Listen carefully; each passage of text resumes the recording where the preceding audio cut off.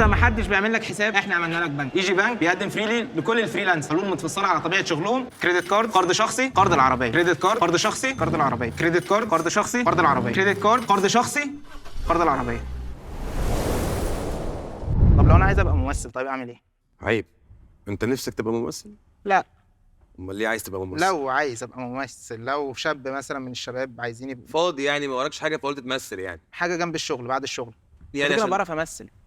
بجد؟ اه. طب ما تورينا حته يا عم، انا عمال امثلك من الصبح. بتكسف قدام الكاميرا. لا انسى لا الكاميرا. لا بعد اذنك. وحياة امك يا شيخ لا انت ممثل. يوه. قول لي امثل لك ايه؟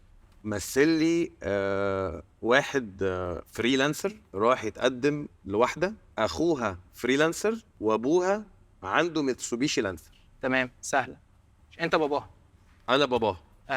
ازاي حضرتك، انا عايز اتجوز بنتك. اهلا وسهلا يا ابني. ايوه انا هنخلصها على كام؟ الف مبروك يا ابني، انا موافق. بسم الله الرحمن الرحيم.